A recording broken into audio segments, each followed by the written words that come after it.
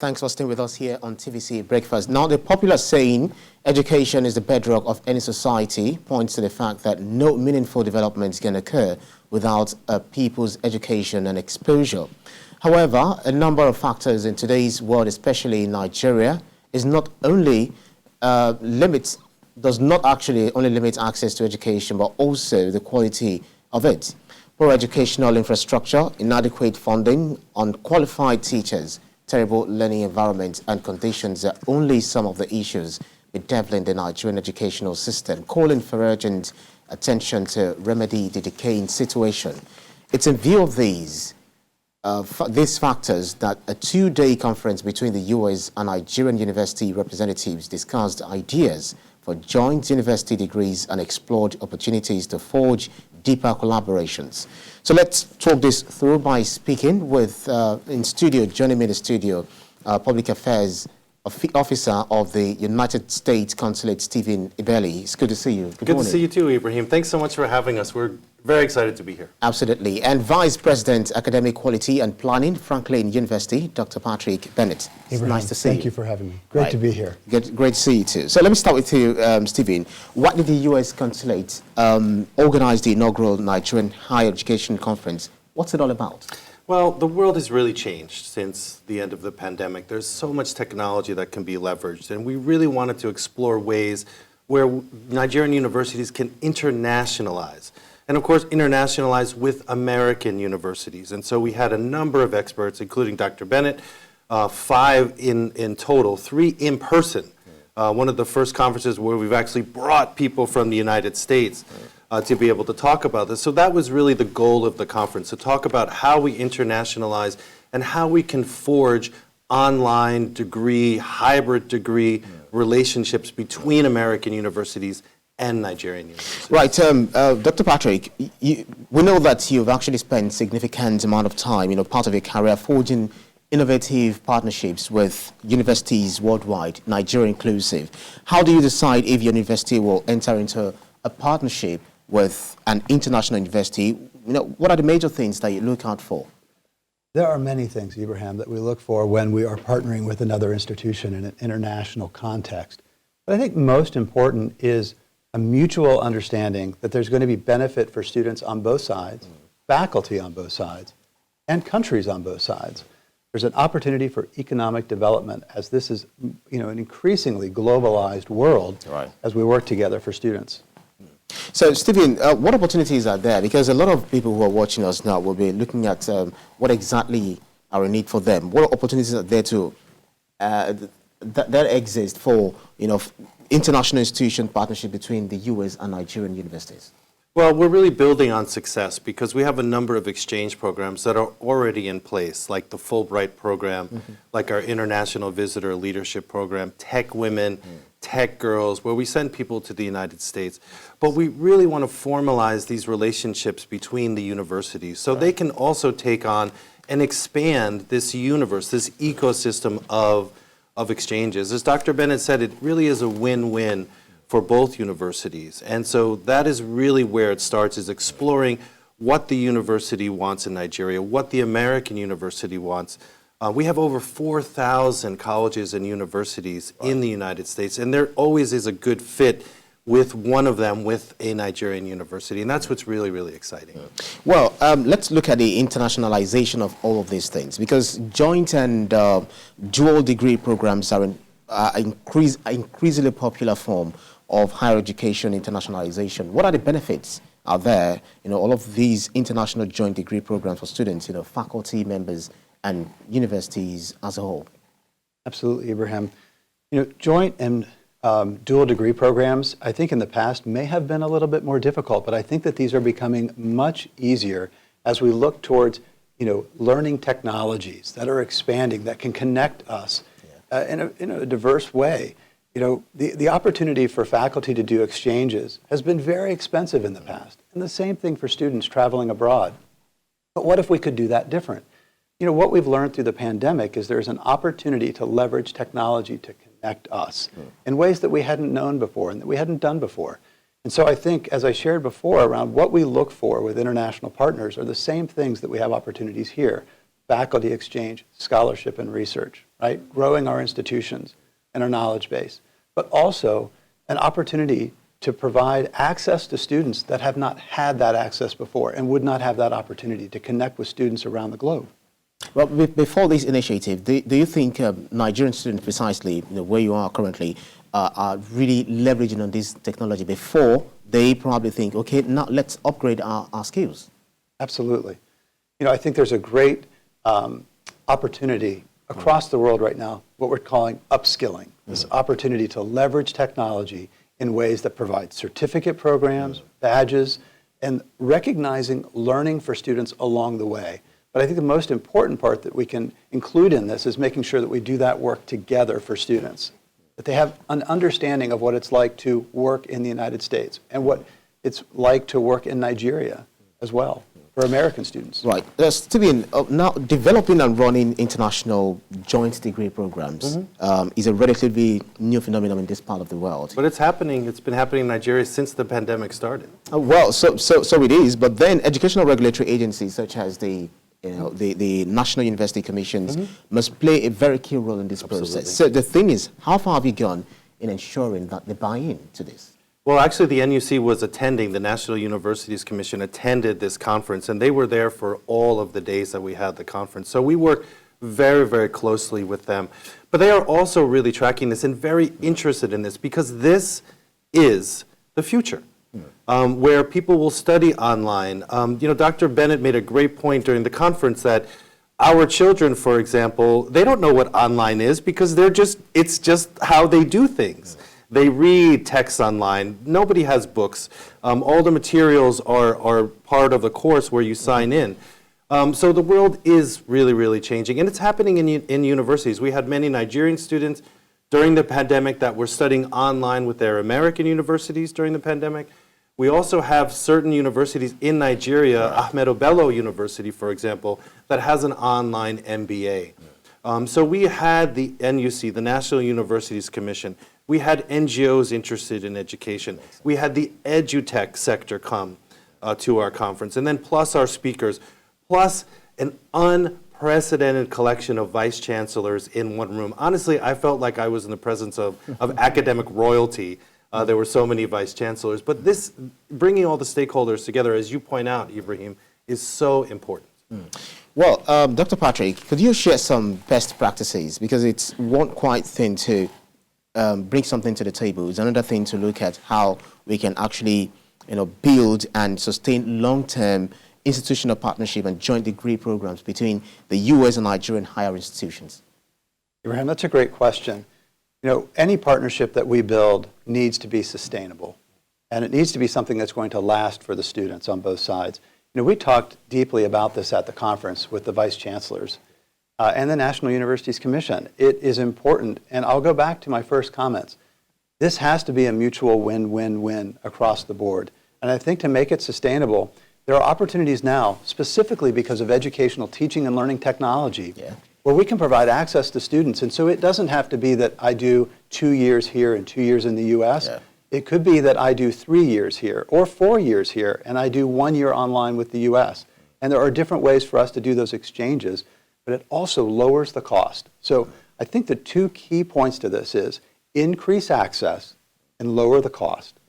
We're really going to talk about how the strategies to lowering that cost, because that is one of the challenges that a lot of Nigerians, especially this part of the world, are facing. But then, Stephen, what should Nigerian universities consider the U.S. colleges and universities for partnerships? Because how would you describe the strength of the U.S.-Nigeria educational ties? Well, again, it's a really growing ties. We have relationships with over 31 universities through the Fulbright program. We have over 1,000 Nigerian Fulbright alumni since 1960. So we have been at this for decades. And that relationship is very seamless. It is. And it's every year we have an annual call for Fulbright scholars. But it's a two-way street. We have over 1,000 Nigerian Fulbright alumni, but we have over 500 Americans that have been to Nigeria every year. We have between 8 and 12 Americans studying right here in Nigeria every year, contributing. And these are lifelong partnerships. These are life-changing partnerships. And so I think there's a lot to offer. From American universities, 50% of the world's top 50 universities are American, for example. So it's a world-class education. Nigerians have so much to offer. They're hardworking, dynamic. Look at all of the technology that's coming out of Nigeria. Flutterwave, for example, Paystacks.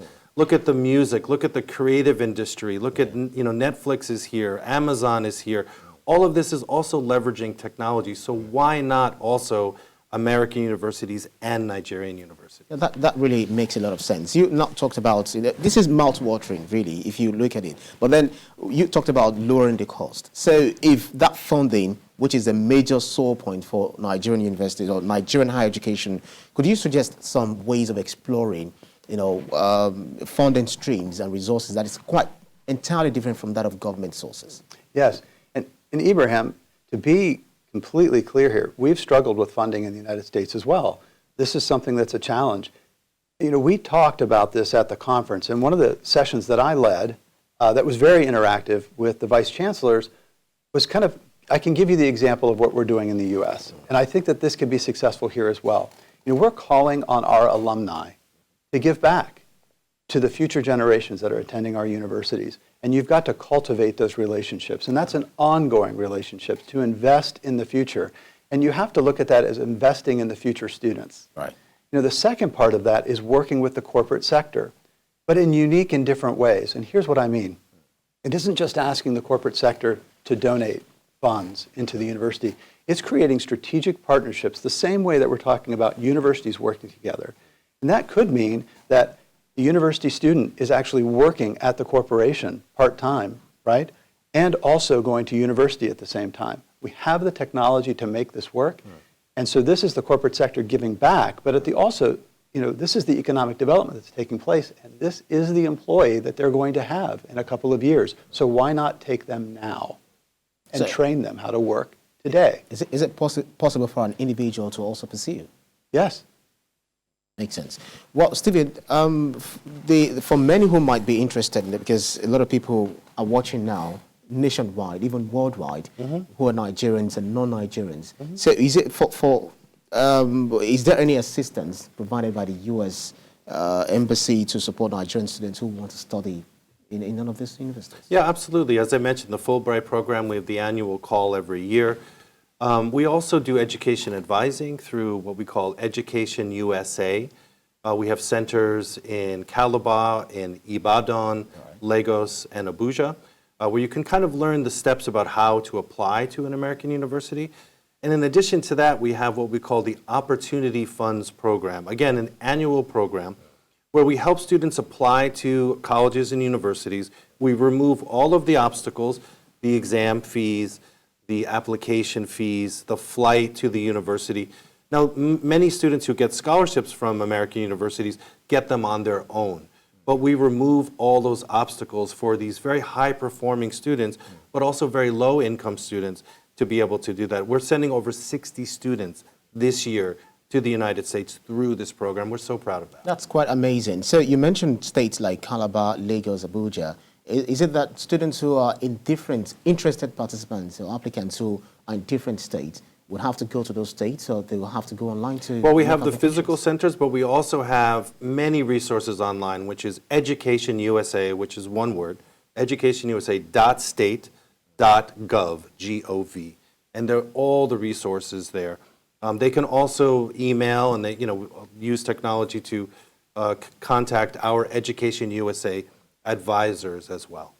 Right, Patrick, let's look at the COVID-19 pandemic. It's still very much with us, and they said that it's going to be around for a long, long time. Yes. Maybe till eternity, nobody knows. But all the same, it actually provided an opportunity for universities across the world to have a rethink, because we used to have you go there, do your work there, but you can work anywhere, you can operate anywhere with the Internet of Things, connectivity. So it has actually helped to improve the students' experience through online learning. So in what ways do you think online degrees will change the future of education? How can universities leverage these particular opportunities that the Internet has actually provided us? Ibrahim, my university, Franklin University in Columbus, Ohio, has been doing online education for over 22 years. And this was because our students, many of them, most of them are working adults. They have families, they have jobs, and this provided access to education in a way that they were not going to receive it.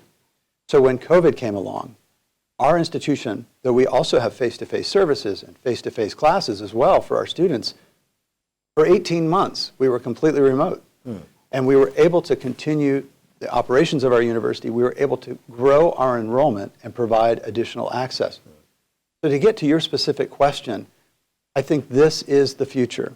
But I think that for each institution and for each student, they have to make that choice that's right for them. So if you were an institution and you were fully face-to-face, the way that today you can engage technology, but I think we also have to think about the students of the future. You know, all of our children have gone through COVID. They've had this distance education experience, and many of them enjoyed it and like it. So I think in the future we have to be thinking about 5 and 10 years down the line about how we'll be leveraging these technologies. And I think that Nigeria is in a great place for that. Makes sense. So, Stephen, we're actually coasting home. So, just like you said a little earlier, I want you to also re-emphasize the ways international students can actually get scholarships to study in the United States. Sure. Well, many of them get it through the universities when they apply to American universities. You have to be admitted first, and then you can get the scholarship. But we also have the Opportunity Funds program where you can apply. That's an annual program. As I said, we're sending 60 students. All of that is on our website, which is ng.usembassy.gov, G-O-V. That's you want to say that again? Sure. NG, like Nigeria, .usembassy.gov. And also Education USA, as I mentioned, where you can just Google Education USA. All of these resources are there about how to apply to American universities. And the great thing about American universities, there are over 4,000. There's very different price points. There are community colleges. Not everyone goes to Harvard. Not everyone goes to Yale, for example. But there are so many other schools that offer a quality education for a very good price. Looking at the criteria, hope is not discriminatory. Like, okay, we prefer a certain state or certain people from this part of the world to come over to the U.S. No, because this has to do with U.S. laws. I mean, we have very strong equal opportunity laws, discrimination laws. And actually, if you look at American universities, there are more places than students. And so universities are very interested in international students.